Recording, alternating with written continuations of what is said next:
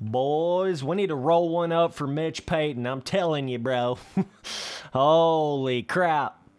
There's no amount of tea in the world that can help out Pro Circuit at this point. So, this is the first time I can remember, pretty much in like forever, that literally, Svency boy, literally, you know, take a drink every time I say literally, you know what I'm saying?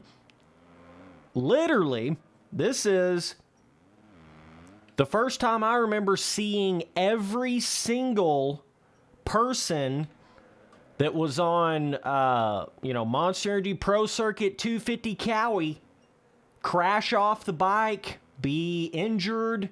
I mean, it's everybody this year. It's not like they still have one guy. It's everybody. So, Forkner has his little moment about 2.2 seconds out of the gate of the Anaheim 1 main event. Okay. And he can't even get going. He hadn't been able to get going for like the past 4 or 5 years. Okay. So he goes out. Who else am I even trying to think of on that Whoa, Svency boy. Alrighty. Oh yeah, Mcadoo. Okay, we got Mcadoo. By the way, I'm just messing around with these names. I love all these boys. I don't have anything against them. Okay, but I gotta have some fun with these videos. You know what I mean? So we got Forkner, Mcadoo, took a duty in the whoops. What was that in this last round? Right? What, Spency boy? Oh, hey, I gotta act like Forkner on the bike, you know what I mean, bro? Oh my gosh, been a while since I played this first Supercross game. Interesting getting back in here, but yeah, so Mcadoo goes down in the whoops. This is after Forkner had his crash. He's out for the rest of the year, probably. Certainly the rest of the Supercross series, okay? Then you had Shimoda that has crashed. He's not going to be racing in the first East Coast. You got Hammaker's crashed. He's not going to be racing in the first East Coast. So then it was, all they had left was Mcadoo, okay?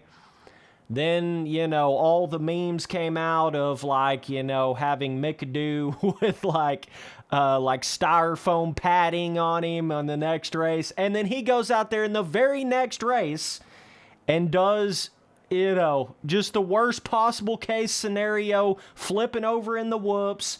He completely battered his arm to, like, another level. He ended up still racing in some of the main events, but it looked absolutely terrible the next day. You guys saw it. It was terrible. They made the Glenn Quagmire little meme, you know what I mean, with the swelled up arm. Giggity. But, yeah, you just got to see all these memes, bro, to know what I'm talking about. But point being, though, is like, holy crap.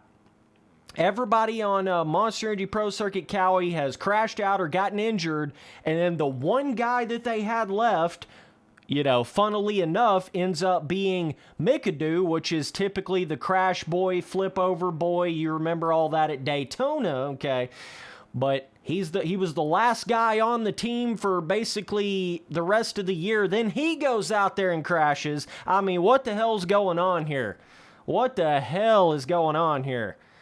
You know, Pro Circuit's kind of been this way a little bit for a little while now. You know, Forkner's been crashing like every single year. Cianciarulo, we don't even need to bring that shit up, okay? Mcadoo, I mean, it's like Pro Circuit seems to be, not just this year, but like the past 5 years, seems to be the team that just crashes the most, has the most amount of crashes, most amount of injuries, and this year, it's just like, oh my God.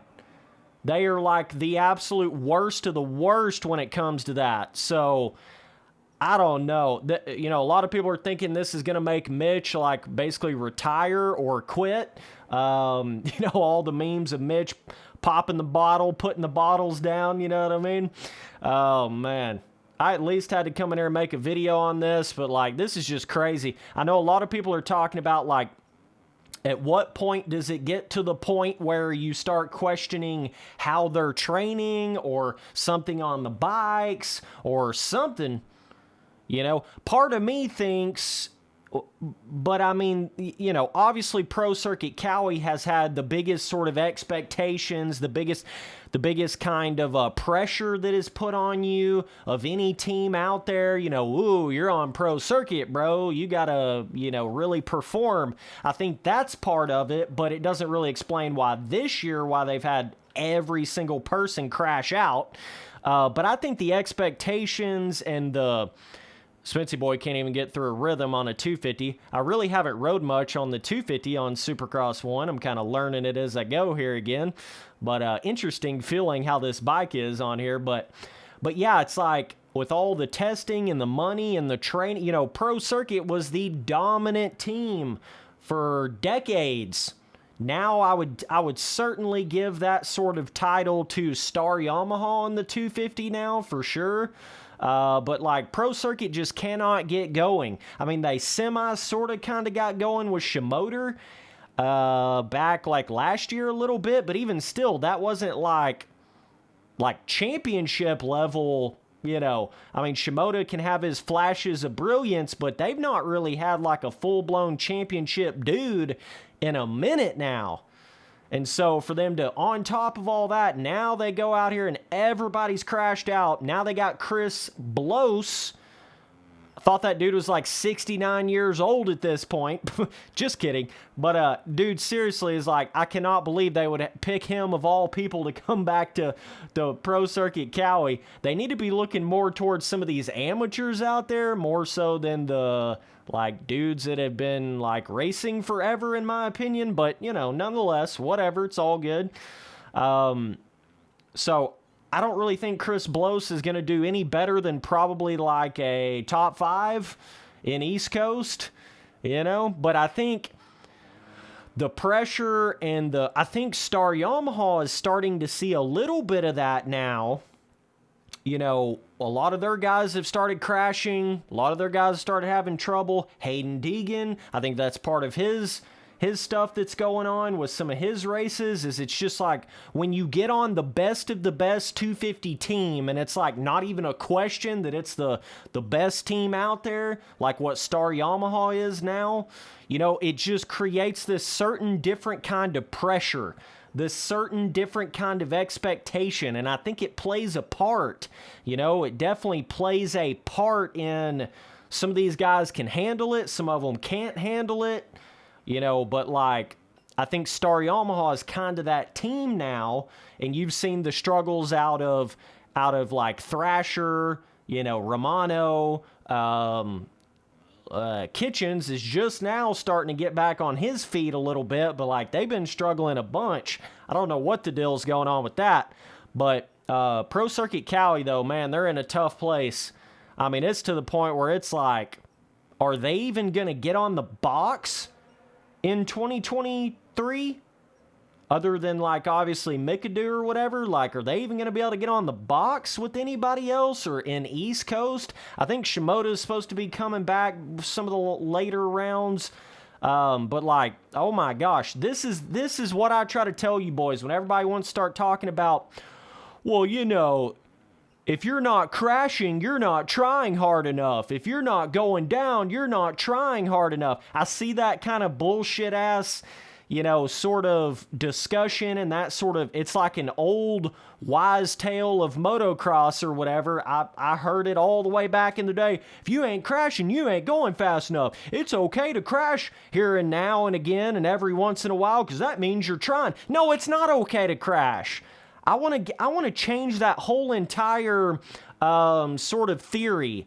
I've seen it on a lot of these amateurs, like social medias and stuff. I'm not going to name any names, but you know who you are, okay? You posting bullshit, little clips of you crashing on the bike, barely, laying the bike over and you don't get injured, and you're like, hey, I'm crashing because I'm trying hard, or hey, it's okay to crash because it means you're going fast. No. That needs to stop being taught to these kids in motocross and just motocross in general. It's all about speed. It's all about crashes is just part of it, bro. You gotta go fast. Try to get the fastest lap time. Speed, dude, speed. You gotta have speed. You gotta go faster. No, that's all wrong. You've been taught wrong. Every aspect of that is wrong. You need to be taught, do whatever you can to stay on two wheels, no matter what it takes. You need to be taught, hey, it's okay to get a second. It's okay to get a third. Whatever you got to do to stay on that bike without crashing and never hitting the ground, that's what you should be doing as an amateur rider.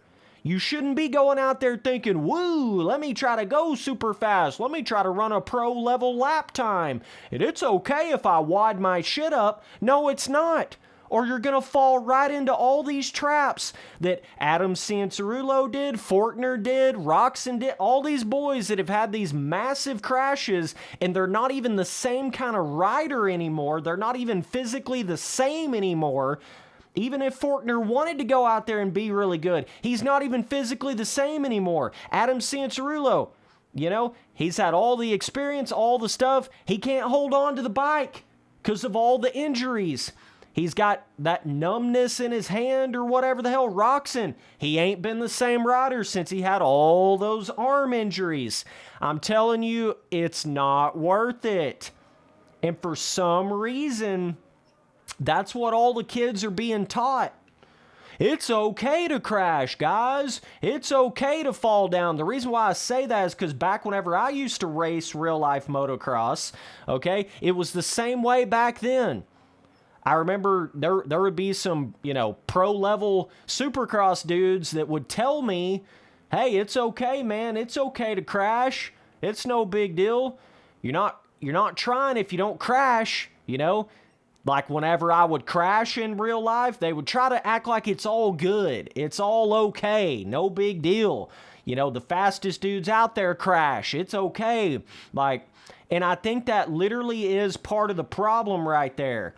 Like, it's not okay, and it doesn't need to be taught to the amateurs. The amateurs need to be taught more of the Ryan Dungey route of riding and all that kind of stuff. Safety.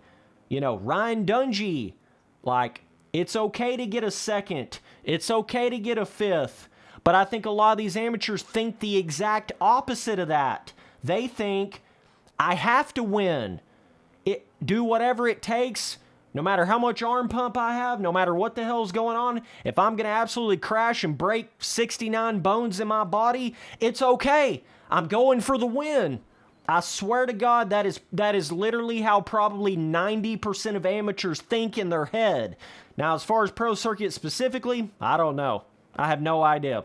It's kind of hard to believe it's just the pressure now. Maybe it's like they've not done good in so long, so it's like, you know, Mitch Payton getting antsy, everybody over there at Pro Circuit and Kawasaki getting antsy, like, we got to do it, boys. We hadn't done it in a really long time. We need to be doing it. Like we was doing back in the, you know, 2010s, early 2010s and the 2000s, you know. I don't know, guys. I don't know. But, like, these boys have to figure out something because this ain't cutting it. This ain't doing it, bro. Whew. Either way, definitely let me know down in the comments what you boys think, but man, it just seems like the guys that have the most kind of pressure, you know, the guys that are on Star Yamaha or Pro Circuit Cali, it's like those are the ones that you see struggling the most right now. So maybe it's a pressure thing. Maybe it's just a expectations thing. I don't know. But they got to do something because this is literally going to make Mitch Payton retire. It's going to make Mitch Payton quit. If they don't figure out something, if they can't get one of their riders to just finish a damn series, like period, of any result, any position, you know, they can't even do that. I mean, it's just crazy. We'll see if Mcadoo can come back. I think he should be able to get healed up, but I don't know. His arm looked mangled. His collarbone looked mangled. I don't even know how he was riding that night. But, you know, hats off to Mcadoo for doing it, but like, damn, dog. That's after Mcadoo having all those crashes at Daytona, all those mistakes. After we just had all the Forkner, you know, Cianciarulo. I mean, it's not just this year.